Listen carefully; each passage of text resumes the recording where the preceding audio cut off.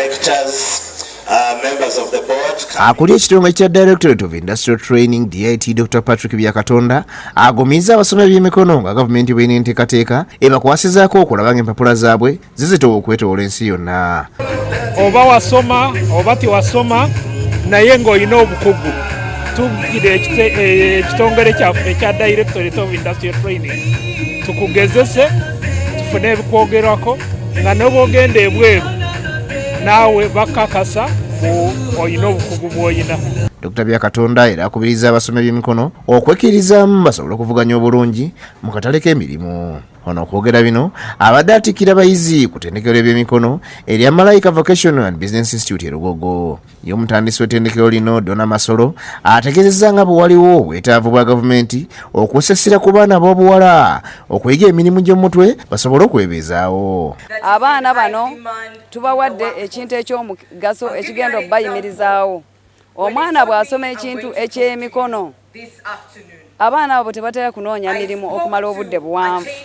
Omwana agenda okuvaamu ng'afunirawo omulimu, bw'atafunirawo omulimu avaamu ng'atandika bizinensi ye. Tebadiba. Ate abasiraamu ku muzikiti gw'e Kabalagala balonze obukulembeze oluvannyuma olw'okumala akaseera nga basika omuguwa n'abakulembeze abaddeko. Okulonda kuno kukulembeddwamu Hajji Amiru Ssennyonga ku lwa ofiisi ya Supreme Mufti nga kubadde kwakuwanika mikono wabula nga babadde ku lukiiko olukadde mpawa gwetabyemu. Hajji Ssennyonga alambuludde ku kulonda kuno.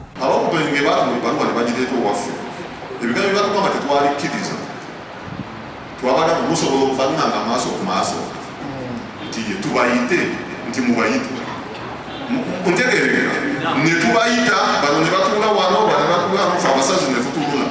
Zikusooka Ali Muhammad yalondeddwa ku bwa ssentebe era asonze ku byatandikirako. Obukulembeze buno obulondeddwa kabonero akalaga obumu bw'abasiraamu mu muzikiti gwaffe guno nti ndowooza kati ekyaffe kubeera umbrella oba icon mu mbeera y'okukakasa nti ate ebibaddewo tebiddawo ate abasiraamu bakomewo bategeere nti tuteekeddwa ffenna kutunula mu kibula kimu nga tuweereza abantu b'e Kabalagala n'omutonzi waffe.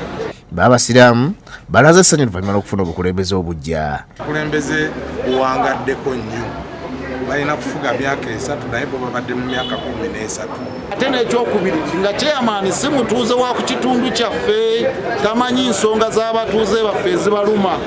Yali amazeko n'emyaka 3 nga taliwo nga yajja kusoma tumukutuukiriza. Naye olw'okuba yali nga tawaba bakulembeze banne tabalabawo tabawa kitiibwa. Jovan Kibirige ne Brenda Namale bakusakidde gulino ku Lwabukedde TV1.